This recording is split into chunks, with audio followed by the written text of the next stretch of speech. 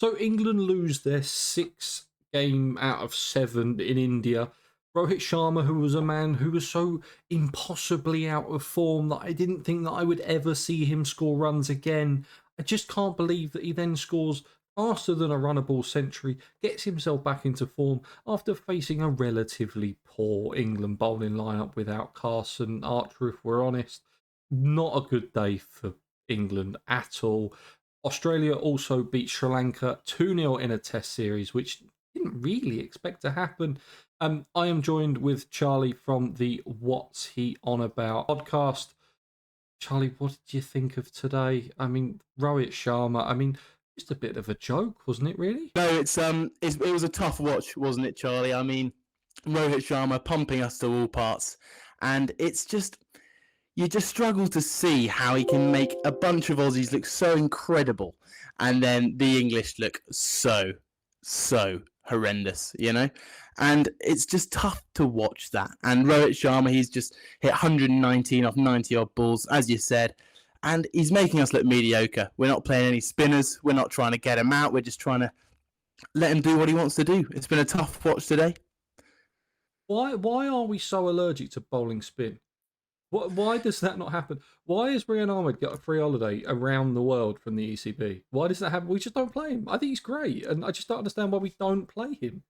No, I know. He's such an exciting young prospect, and we seem to have this idea of throwing out as many paces as you possibly can. You got Overton, Atkinson, Carspin playing, Woods playing, Mahmood's playing, you got Archer, and they think there's this level of let's entertain them by chucking nothing but pace at these guys. And we've got Rian Ahmed, as you said, in the banks, and it's like, why aren't we using this guy? He's been good when he's played Test cricket. He's been good when he's played T20s, and there's no reason why not to play him. Jadeja's bowling incredibly well, and our paces aren't really doing much in return, are they? And Rohit's just pumping them to all parts. So the reason why they're not playing a spinner is just non-existent. No reason for it at all. I mean, Adil Rashid's great, and he's probably one of our best spinners we've ever produced. But sometimes, especially on pitches like today, he gets found out a little bit, because if the ball's not turning, then he doesn't have that extra pace that a lot of kind of modern leg spinners have now because of playing T20 cricket. They need to have pace on the ball. I think Rian Ahmed's got that. I think Rashid sometimes can be a little bit loopy on pitches like this, and it just kind of shows today. I think we need to go in with another spinner. If we're not going to bowl, okay, we didn't have Bethel today. I know he got away with a few overs in the last game, but I don't get why you just wouldn't play another spinner. I think you get, especially when you're picking, if you go, we did it in the T20s a couple of times, and you go for an attack that's Atkinson, Mahmood, Cars, Overton, they all do very similar jobs. So if one of them gets pumped, they're all getting pumped. So like there's nothing in between there. Yeah. And it's just, there's nothing different. Now, even if that difference is someone like a Sam Curran or something like that, then is that somewhere that England have to go to? Because I'm not Sam Curran's biggest fan. I have slated him many times, and I don't necessarily think that he's the answer, but it would be something a bit different. I mean, at least he's got that experience of playing T20 franchise cricket and various England games that he's played in, and I think he probably could still do a job.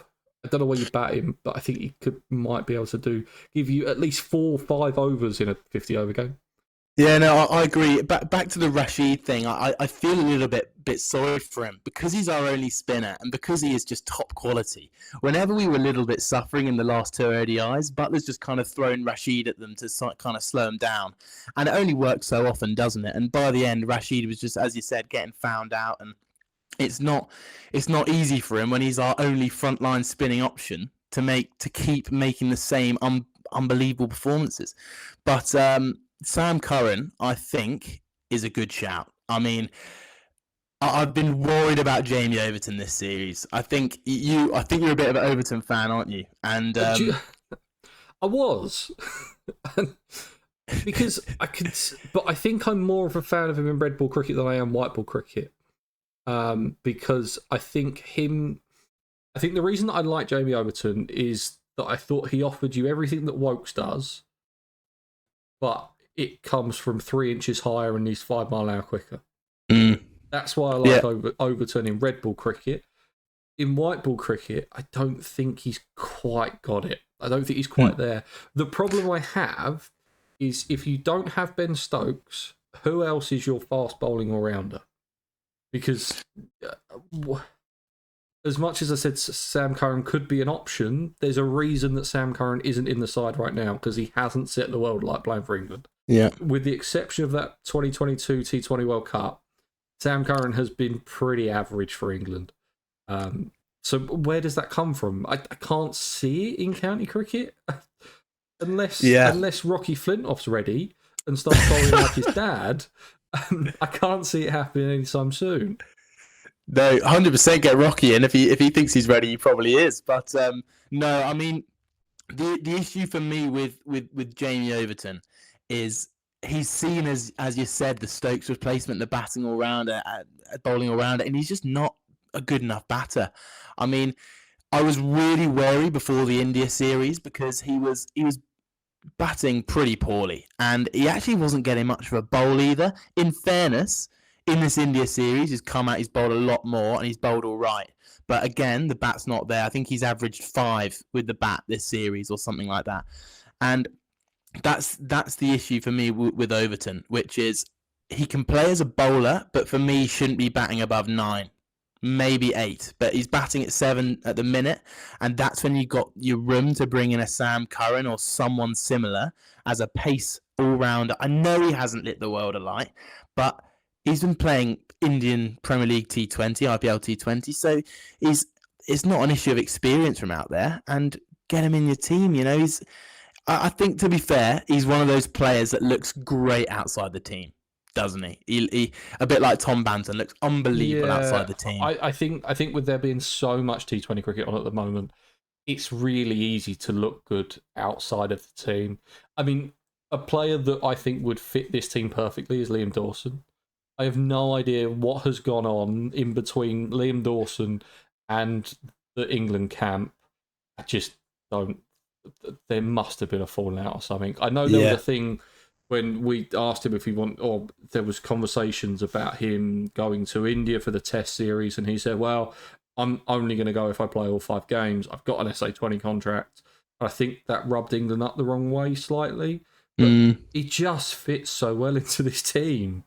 If you had him coming in at 7 and you could play Atkinson, Carse, Overton at 8, that batting lineup looks a lot better with having Dawson at 7 rather than, or even at 8 if you were to play, if you went Bethel and at 7. I know Bethel's injured, but I think that Dawson could be an answer. But I don't think they'll go to him. I just don't think they're going to do it. Do you know who would actually could probably give it a bit of a whack and bowl spin? Rian Ahmed at number 8 would look really good. Yeah, no, mate, it's so silly how he's there and he's not playing.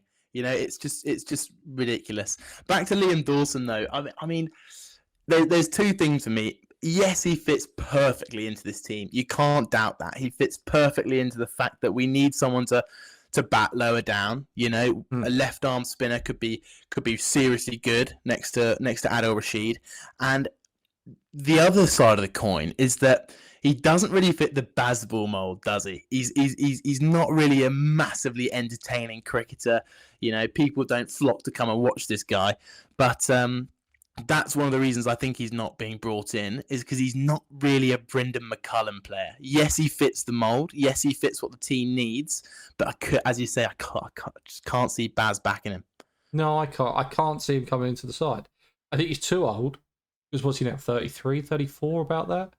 But I don't get it, because it's always at this time, he'll go off and he'll play 3 different T20 competitions, and he'll be the best in the world at it. And I just don't get what he has.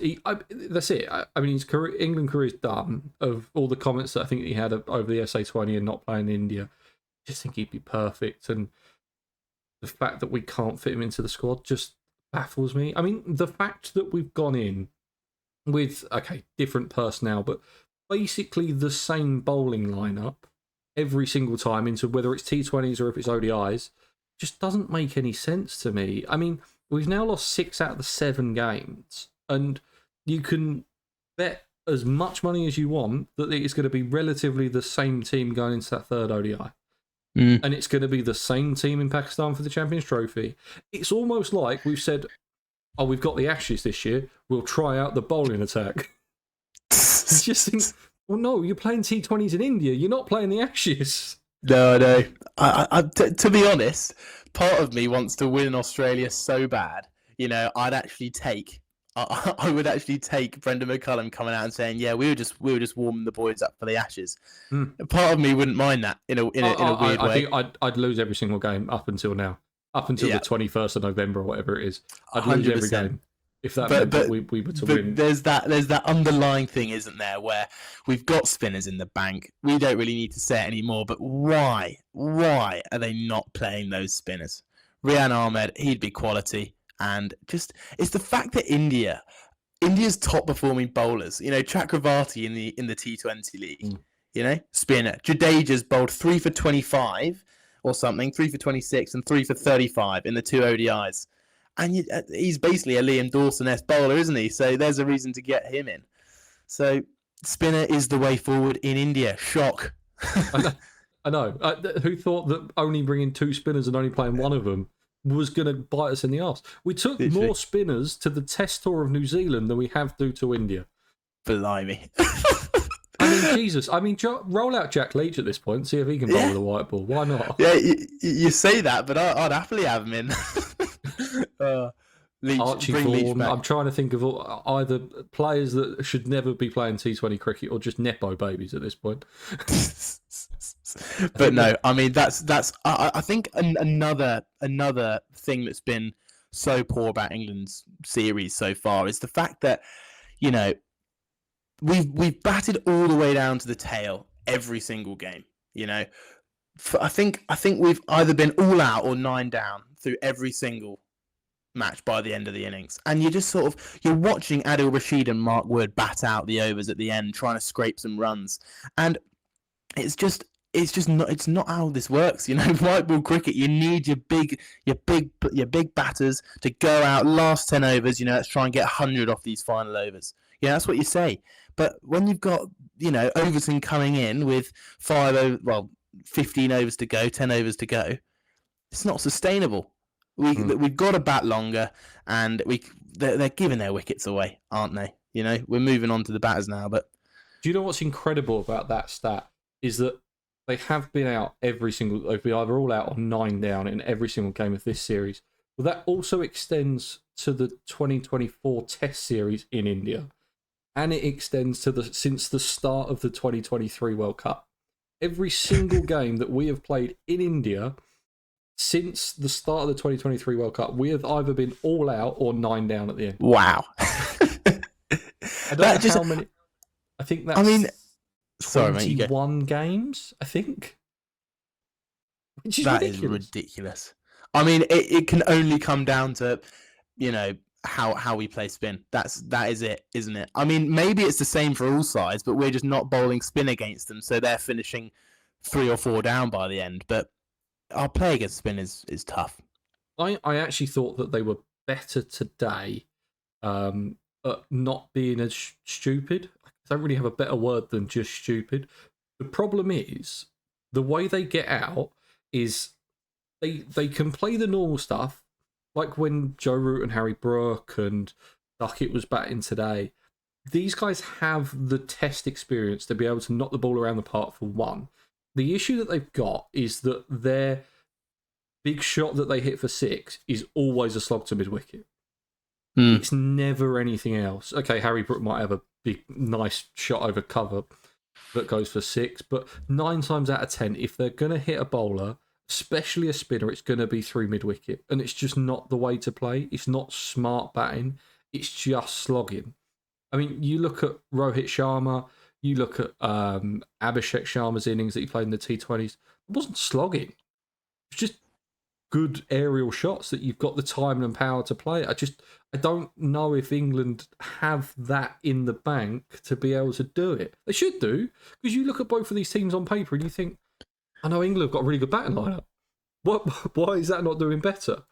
I mean, most of the players in the England squad would walk into most squads. Okay, some of the bowlers you probably wouldn't, but that top 5 is every single one of those players is walking into any world side that they want to. They just can't put it together. I don't know what it is. I think it is just the fact of they don't know how to attack properly. Yeah, I think it's that they don't know how to attack properly in India. I think is kind of the issue, isn't it? And it's like, as you say, these guys are top quality batters, but as you said, it's the way they get out for me. I mean, you look at the wickets today, duck it out, sweeping, caught straight up in the air. How often do you see that? Basically every time he gets out in the 60s, he gets out like that. Salt out caught, Root caught on the boundary, Brook caught, Butler caught, then 3 run outs. Admittedly, they're later on the innings, but Overton and Atkinson both caught. You know, as you're saying, it's all in their attacking that's the issue. They've got no problem nudging it around, getting the total up, scoring at 6 and over, no problem at all. But it's almost a style of cricket they're playing. I don't understand why Bazball works in tests and we never get this feeling of, oh my gosh, you got out playing that horrendous shot. But when it comes to ODIs, it's almost shining more light on, the frailties of Bazball in a weird way. Is it because there's more fielders on the boundary in an ODI than there is in Test cricket? Yeah, I mean, in fairness, in the Test game, they do put everyone out on the boundary when they get a bit annoyed at us. But is it not going back to Lords in the Ashes in 2023 when they put 3 out on the boundary on the leg side and just watched us chip it up to every single time? Yeah, I guess that is the way, but it's just, as you say, it's the way they're getting out. I mean, they're still getting out caught in the ring. A lot of these lads are getting out caught in the ring. Butler getting caught mid-off. Mate, just keep going how you're doing. No need to go and hit an into out over extra from a fairly good length and get caught mid-off. It's just the attacking shots which are the issue. And I guess it's the style of play. They're going all out attack, but they're taking it too literally, I think, and they're getting all out. Yeah, I think there is. It's a little bit like what we came under in the Test stuff. Is that okay? Yeah, Bazball's great, but we don't have to go at 7 and over. We can go at 4 or 5, and that's still really entertaining because it's not 2.5. But let's get rid of that stupid shot. Let's not get all out, just trying to hook everything at Lords. Let's just be a little bit smarter. I think when they got a little bit smarter in the Test cricket stuff, I think that kind of came in, with the exception of a couple of tests after the India series last year. They just got a little bit smarter and they started to play the game a little bit more. And I don't know if the more that they play the cricket, the better this will get under McCullum. I have no idea. I hope so, because I like McCullum and I think he's a good coach. And I think he's probably what this white ball setup needs, is just someone to say, okay, go and do this. But then I also think, well, there's nothing wrong with accelerating. There's absolutely nothing wrong with that. You just need to pick your bowler and pick your time, and you also need to play a better shot when you're doing it. You trying to take on that bloke at mid-wicket to a person that's turning the ball away from you, or the fact that you have no idea which way it's spinning, which is the problem that they have with Chakravarti half the time. Can we just see that bloke out? And when Harshit Rana or Shami or Hardik Pandya decides to have a few overs, then we'll go after him rather than trying to smash every ball, which I think we got undone with in the T20s. I mean, I don't want to look into the 50 over stuff too much because I actually don't think it matters. I think we're going to have like one more 50 over World Cup that no one is going to play 50 overs leading up to it. And then what's going to happen to 50 over cricket after that? Is anyone going to care about it? Really? No, I know.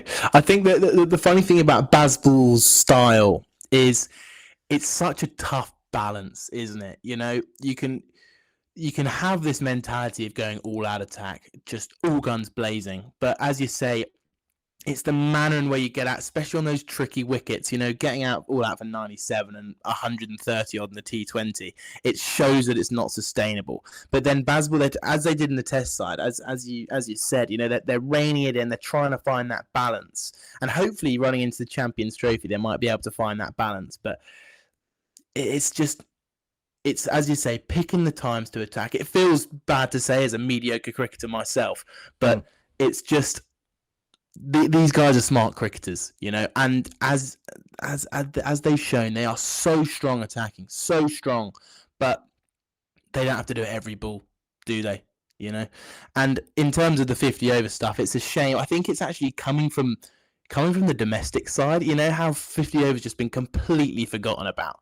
It was the Royal London One Day Cup, and it's basically a second 11 tournament now, and it's fed into the international game. It might have worked the other way around, the international game getting rid of it first, but T20 is so big, and Test is just so hereditary, and it's been so big for so long, and then ODI is stuck in the middle. We're playing more Tests, more T20s. I think if you want to get rid, I think there's going to be a point where everyone's going to say, "Oh, we want to play more T20s." I think ODI is going to be the ones to go. I mean, England have already changed their series against Ireland at the end of the summer from, I think it was 3 ODIs to 3 T20s now. You can fit more in. It's 4 hours. It's not 10. And you can be done relatively quickly. You can go after work and get in. You don't have to book a day off work. I think it's the way it's going to go, and it's a shame because I do like the ODI format, but I don't want to make everything worse for the ODI format. I mean, there has been no one that has played ODI cricket leading up to this Champions Trophy. I think England have played 8 ODIs now since the end of the 2023 World Cup to now. 8. I think the most anyone has played is Afghanistan have played 18 in a year and a half, and Australia have played 11. The rest of them have played under 10. Yeah, I think there's something funny. I think Canada have actually played 18 ODIs or something, and I think there's another team that aren't in the Champions Trophy that have also played loads of ODIs. Sri Lanka played a load of ODIs last year for some reason. I have no idea why, but they just decided to. Like, Hasaranga's the leading ODI wicket taker for 2024, followed by another Canadian left armour. Is the second. Yeah, it's so weird, and for me as the Champions Trophy, it feels like such a strange tournament. We obviously had 8 years out, partly because of COVID, but partly because it felt like in a way it was forgotten about. But it's just the Champions Trophy for me as a tournament just feels like a filler, and I can only see there being one more as 50 over cricket starts to dither away. But I don't know what your thoughts on the Champions Trophy are, but it just feels for me as if it's like some kind of warm up thing towards nothing in a weird way. The Champions Trophy is for India and Pakistan to play each other again. That's it. That's all it means. Is that no one cares about it. That's the reason that the Asia Cup that they made up exists, so India and Pakistan can play each other. Because half the revenue, and it is half the revenue, that the Champions Trophy will be made at that one game, which is ridiculous. Just completely ridiculous. And it's shown by the fact of they've only released the tickets about a week ago. You still don't know where the semi-finals and the finals are because India have said they're not going to Pakistan. So who knows what's happened? They don't want fans to turn up. They are literally there to sell TV rights, and that's about it. And it's a cash grab. I don't care about it. Am I going to watch it? Am I going to do reviews of every game? Yeah, I'm going to be here, but it's cricket. I'm not going to watch it. But in terms of things that I'd like to win, it's probably fairly low down the list. And if England use it as a kind of fact-finding mission, even if it's a fact-finding mission for the Ashes, I couldn't really care less. Yeah, I agree. I think it just feels like a tournament as a means to no end, and no one really cares if they win, other than probably Pakistan or India. But I think that the strangest thing about that tournament is how the location has been such a humongous issue, and obviously there's the politics behind it, but how no one really knows where the final's going to be as well. It's going to be in a neutral venue, isn't it? Unless India play, or it's going to. So it's in Lahore or Karachi if India don't make it. If India do make it, it's in Dubai. Which doesn't make sense. You can't book tickets. No, no, it's astonishing. okay, there might be a pretty good chance that India make it because they look pretty good at white ball cricket. So if you were going to place your bets, you'd probably book tickets to Dubai rather than Lahore. And do you know what? If they don't make it, you've got a weekend in Dubai. It's not the end of the world. I know where I'd rather holiday. It would probably be Dubai rather than Lahore. But I don't know. I mean, we knew this was going to happen when they said Pakistan are going to host the Champions Trophy. We just knew it because India aren't going to go there. And everyone said, the ICC, when Pakistan was announced as the host, was like, okay, well, what are you going to do about India? Because they're not turning up. And they just kind of said, well yeah, they probably will. It was like, no, they won't. They're not going to turn up. They're not going to go. We knew this was going to happen. And they came out and made the decision. I mean, I'm happy it's going ahead. I'm glad that Pakistan have got some of their games because I think they deserve it. But it's just a shambles. I mean, even the T20 World Cup in America and the West Indies was a shamble. I mean, the fact that India knew 3 months before where their T20 venue was and no one else did, and the fact that you could only get... There was one English journalist that was covering the England-India semi-final because he was covering the India game. He was the only English journalist that went there because no one else knew where they were going to be playing. Yeah, I don't understand how these things are set up and how everything seems to be so wrong.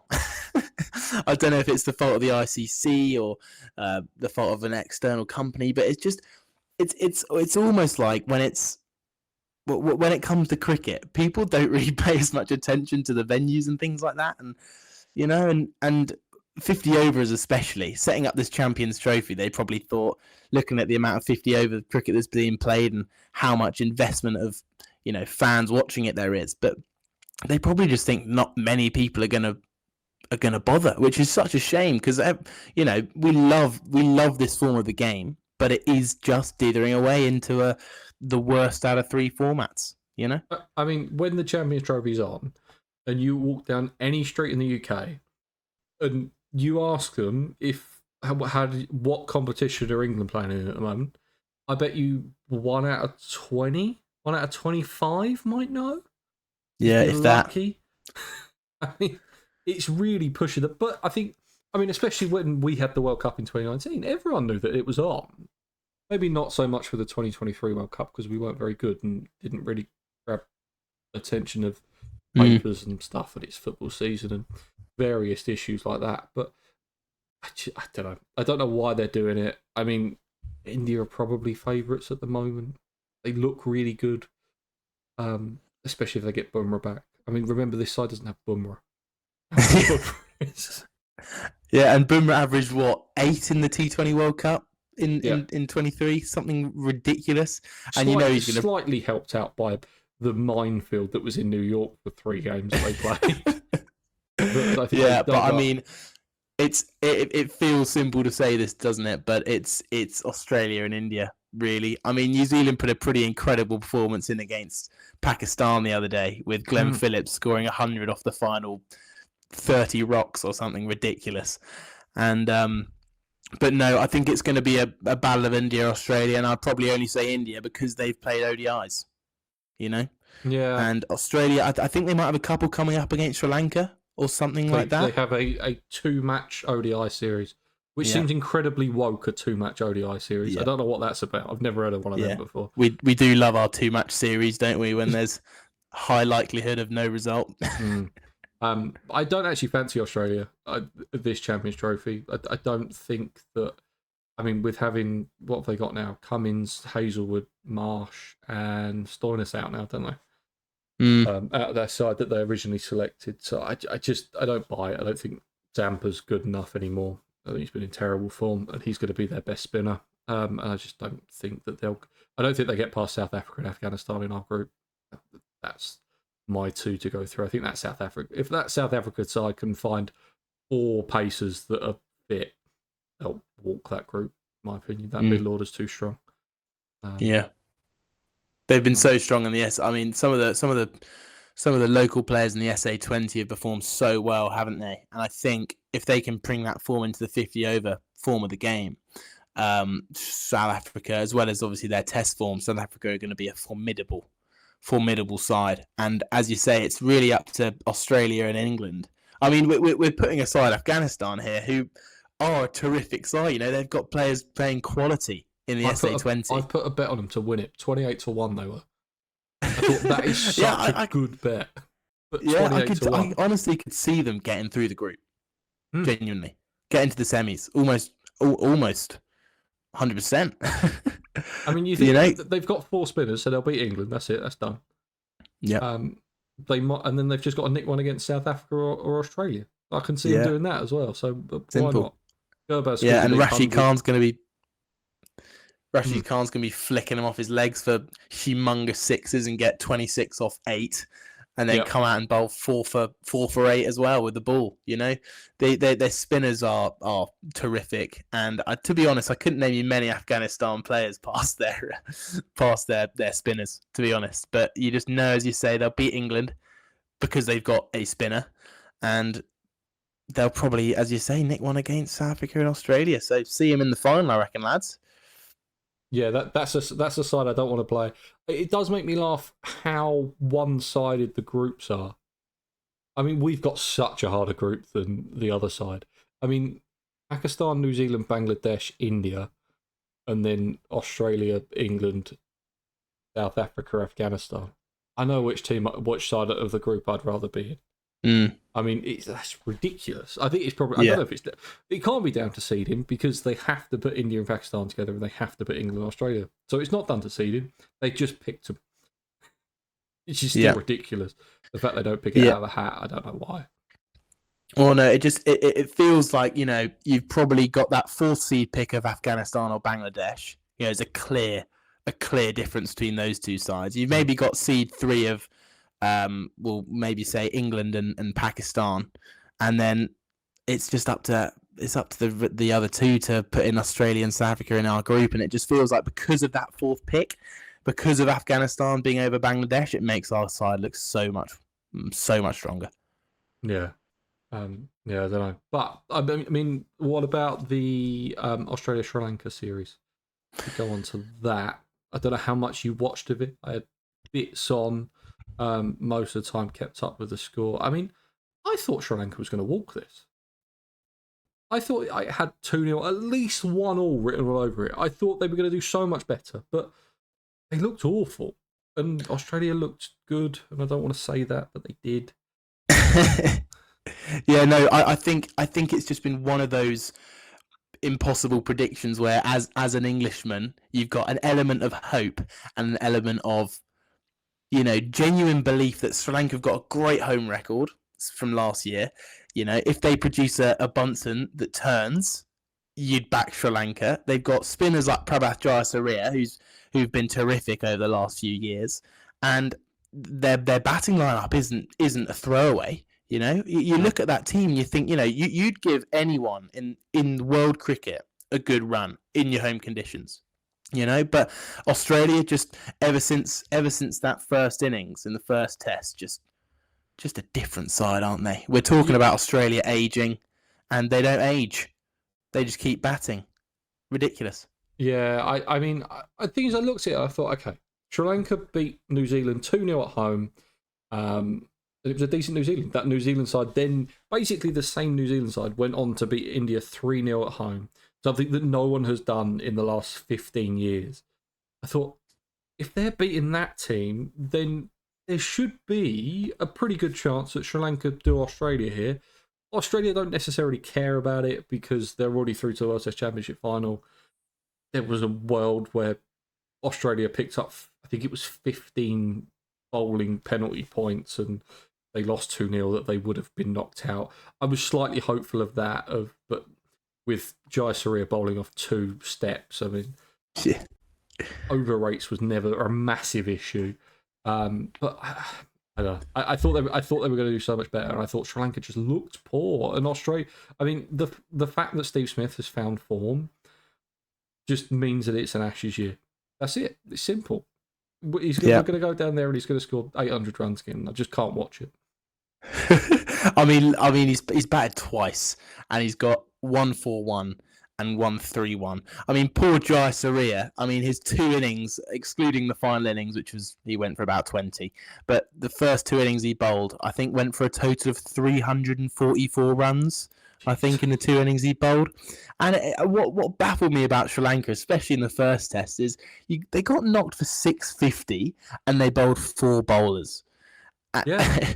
No rotation, no thought of maybe we'll get Angelo Matthews to come and chuck a few of his Jonathan Trott Meadows, but there was none of that, and it just felt like Sri Lanka were just like, it's Australia, we got no chance. It really did feel like they just thought, we're just going to lose. Like, we can't beat this team. When really it was like, well, no, you've got a team that could probably beat them in your own conditions. I don't think they made it. It was a big toss to win that first test, and Australia just cashed in. But it also helped that Sri Lanka couldn't catch. That was a good thing that they had going for him. I think Kawaja was dropped about 4 times on his way to 200. Well, I still think it's done, by the way. I still think that even with that 200, I still wouldn't. Yeah. I hope that he's opening the batting. I mean, it's quite a bold statement to say after someone's at a double ton to say they're done. But I see what you mean. I think there's an element of me being quite pleased that he has earned his spot for the whole Ashes with that double ton. Oh yeah, that's it. He's done. He's in for all 5 tests now. Doesn't matter what and what's he going to be? 40? 39? I think he's going to be 39. Yeah, I think what I hope is that he plays all 5 series of the Ashes. Maybe he gets a score in the first one, but then doesn't contribute. Yeah, a little 70 or something. Yeah, exactly. With the side collapsing and he anchors the ship. That's what I want him to do. Because I think he's done. Yeah. I think he's going to face Martwood or Jofra Archer, and they're just going to be too quick for him. He's not going to see it. Yeah. I do think that's going to happen.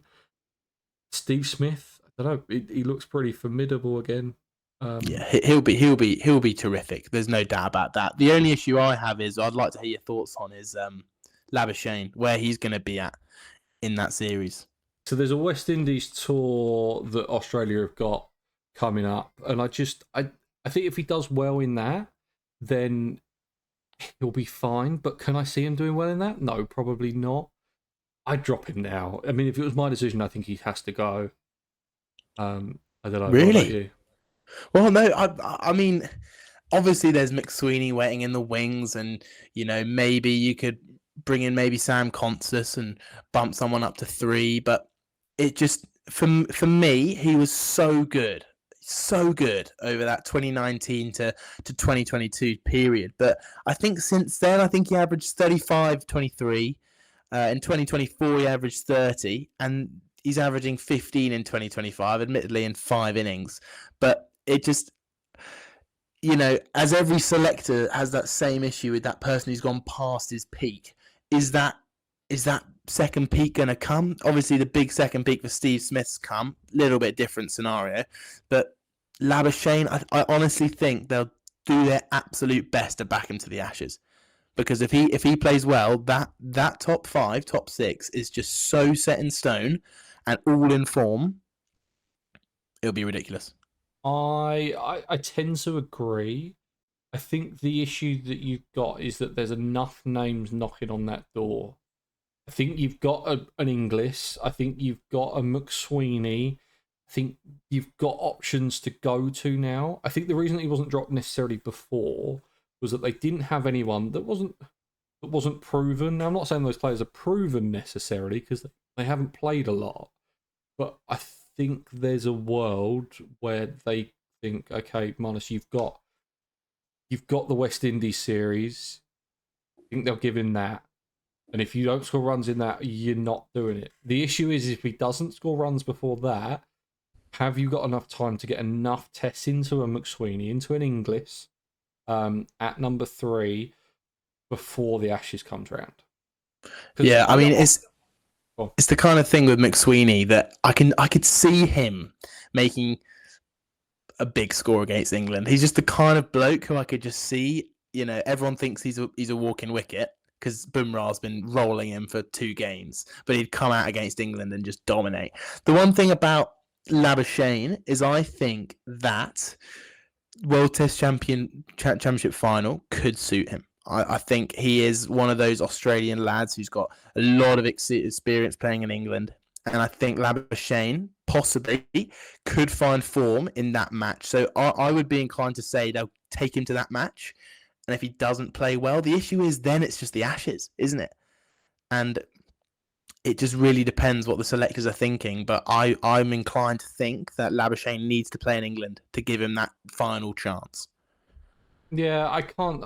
Yeah, I'm kind of with you. I don't think that they make any changes before the World Test Championship. I presume they go Constas opening.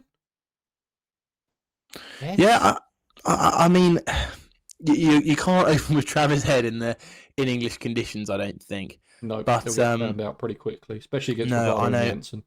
Yeah, but then what have you got? You've got Josh Inglis who gets kicked out. Bo Webster's probably going to keep his space at 6. Then Alex Carey at 7. So it's could you maybe fit Josh Inglis up there to bat at 3, maybe? But I honestly couldn't see anyone other than Sam Constas to come and open the batting. McSweeney clearly, didn't really enjoy his opening stint. It was against Bumrah, but yeah, I can't see anyone being picked over Constas. Just whether maybe they back Travis Head to keep opening because they love their middle order so much. Who knows? Yeah, I don't think Travis Head opens. I think you'd be wasting your probably second best bat opening the batting. Then a little bit like they were with Steve Smith. It just feels like a waste. I mean, Travis Head just feels like a number 5 and bats like a number 5 and has scored runs at that position. I wouldn't bother changing it. I don't see the point of changing it. You probably do go with Constas. Do I think Constas is actually that good of a player? Probably not. But was he a little bit lucky with how he played? I mean, I think it was the most, that 60 that he scored was the most out of control 50 there's ever been in Test cricket, which is ridiculous. The fact that he did against Bumrah as well, it was very exciting to watch. But he also went and scored 3 off 33 in the Shield today. So yeah, he seems to be one of those players that came in at a great time. Boomed on all socials, absolute Australian icon within one cricket shot. But we haven't actually seen him build a good innings. We haven't actually seen him play that Australian opener's role, digging in on a green top, get through the first hour or so. We haven't seen that from him. And to be honest, as you say, not many people have seen it from him in the Shield cricket either. So who's to say this bloke won't be a flop? But he's obviously got talent there. There's not an issue. But it's just his ability to hold an innings, put an innings together. You could see that by the end of that India series, people were thinking, actually, is this guy any good? He's got all the bravo, he's got all the personality, but do we want an opener playing for Australia who's gonna get 20 and get out? They don't want that. I think the problem that they also had with Constas was that I think Cummins has spent all of his captaincy being like, we're not arseholes anymore. We're not the Australians of yesteryear. We're just nice blokes now, and we're not going to have arguments with you. We're not going to be boisterous on the pitch, and we're not going to wind you up, and we're not going to make social media headlines and different things like that. We're not going to do that anymore. We're going to be the nice guys, and everyone's going to like us. We're going to play fair. We're going to recoup a little bit from sandpaper. And then Constas came in and was giving it to the crowd and doing funny things in the field and doing interviews halfway through his batting innings after he's just ramped Bumrah, and it felt a little bit like Australia of old, and I think that's why the Australian public got so behind him and said, this bloke's fantastic, we love him, when really the rest of the world said, oh no, he's just a bit of an idiot that got lucky and can't actually play proper shots. And I don't think that they saw that because they just want this, they want their Australian team to be hard-nosed and they want to wind people up. It's great they're winning, but they don't want their captain talking about solar panels. They want their captain talking about how many beers he consumed on the flight to England.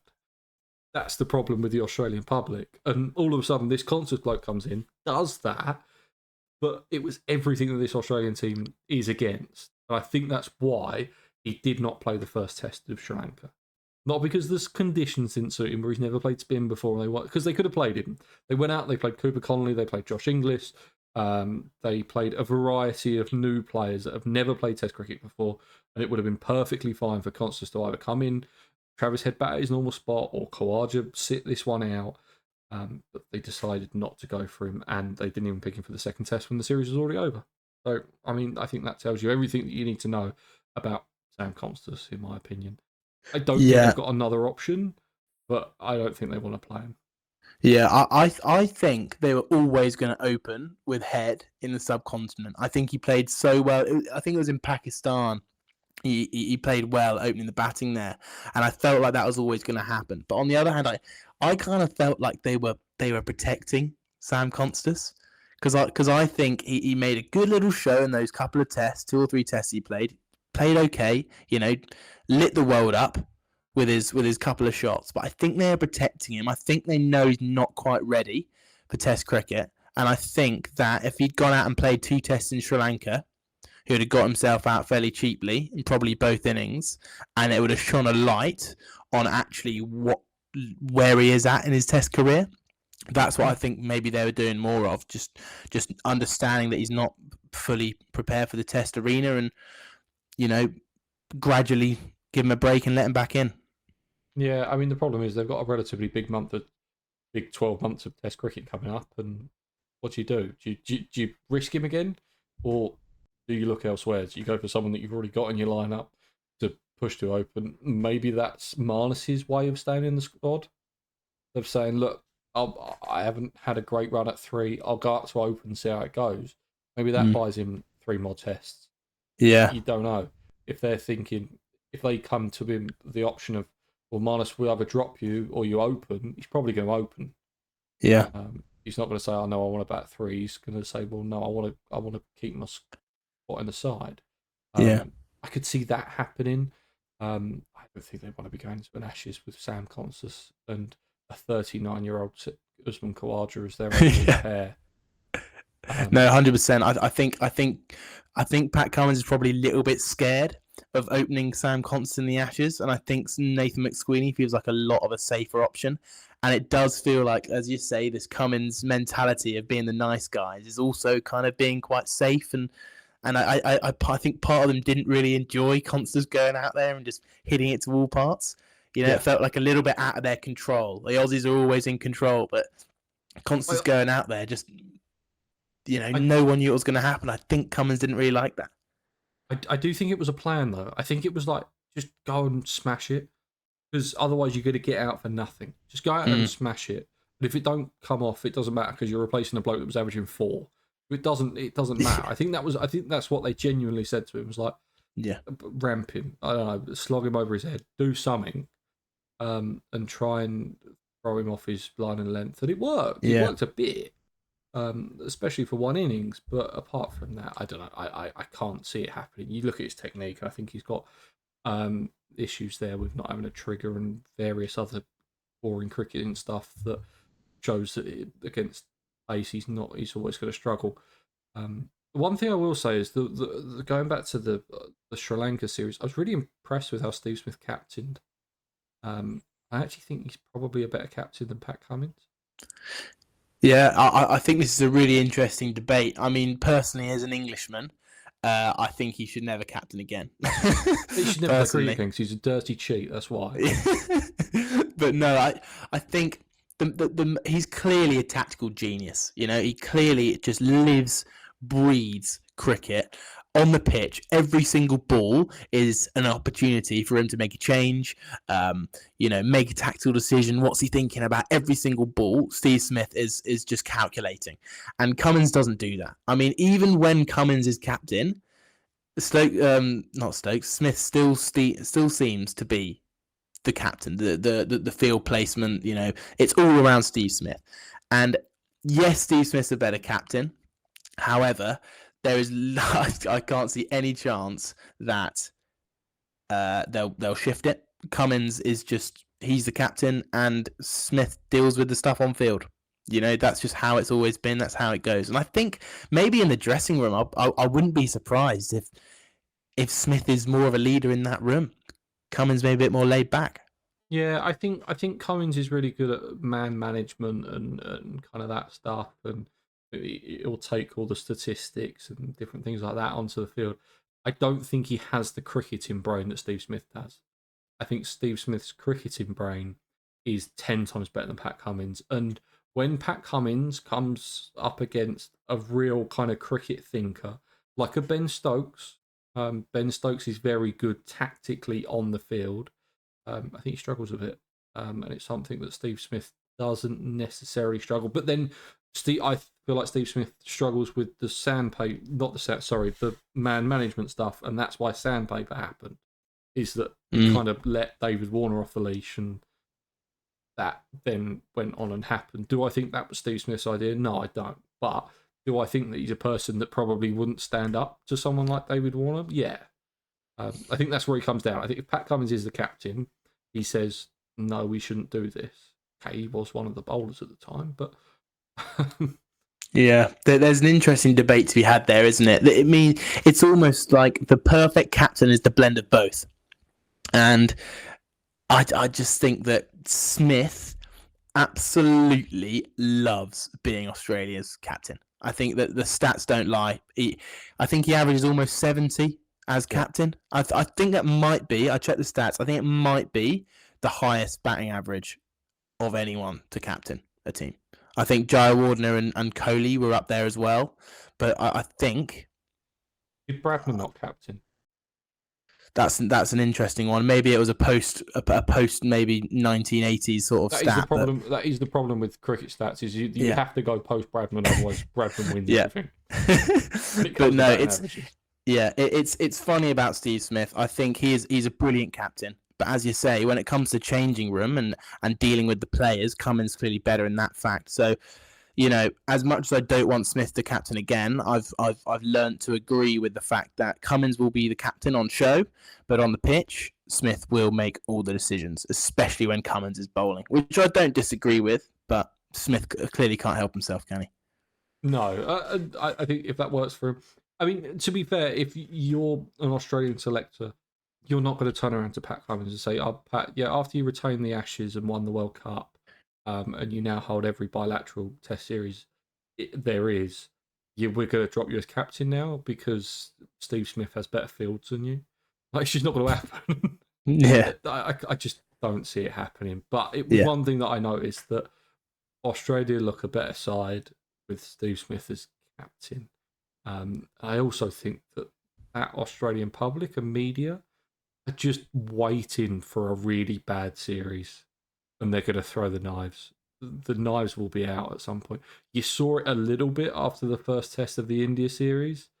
I think they're just waiting for a really... If England go out there and win 4-1, Jesus, there's going to be some backlash. And it's all going to come Cummins' way. It's going to be, boys aren't hard enough. They're too friendly. Don't get into the players' faces enough. He's too soft. He likes solar panels too much. All sorts of stuff like that is going to come out if that happens.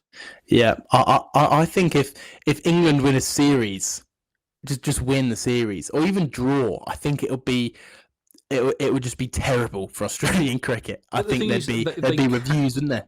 They cannot get, especially the public, they cannot get it into their head that there is going to be anything worse than they win 4-1. Anything below that is a complete and utter failure, because that's just what they think. They cannot get their head round that England might actually be good in Australia. And I've spent the last 2 years trying to work out how they can be better in Australia, even to the point that they're throwing away ODI series against India to try out bowling attacks that would work in Australia. I agree. I mean, Australia just seem to be getting bored of winning, and they just can't wait to throw anything at this Australian team. And we saw it, as you said, after the first test against India. They are just waiting on the edge of their seats to throw something. I don't know if it's, as you said, the Pat Cummins mentality. As you say, the Aussies don't like it. The media are waiting. They know how good a good little article on Australia's failure, they're too nice. The Australians would love that. They can't wait for things like that, you know? So Australia probably secretly hoping that there's a bit of turmoil early in the Ashes to throw a few bats their way. Oh yeah, but if we win the first test, and that's it. We can ride that wave all the way. We'll start talking about moral victories and all sorts of things like that, and that is just going to rattle. One thing I have noticed is that they really don't like it when they compare Constus to the breakdancer Ray Gun that was in the Olympics. I've noticed that they really don't like that. They get really upset by that. So I'm going to carry on with that from now until the end of the Ashes. Even if we lose 5-0, I'm still going to go on about it. Yeah, you keep going with that. I mean, there's not too many. There's plenty of similarities, aren't there, between the two? But Constus, he's just he literally, it looks like he's breakdancing when he's batting, and it's just waiting for him to get clattered. And I do think if we put on some kind of skilled bowler for England against Constus and he tries to bat properly, we'll knock him over. Almost straight away. It's just if he tries to bat how he thinks people want him to bat, it'll be curtains for him. Yeah, he definitely bats like he's batting because his mates bet him that he can't do this, and they're standing in 3 rows back in the crowd. Yeah. That's how he bats, because he's batted for a bet, which is always good fun. But I think we've pretty much covered anything. Anything else you want to talk about, Charlie? You could. No, not in this time. Not in this time. Thanks, Charlie. I really appreciate you coming on. No, really good stuff. Guys, please remember to like, subscribe, follow the podcast, and wherever you listening, watching, wherever it is. If you do want to check out Charlie, then all of his links will be in the description. And I'll see you guys in the next one.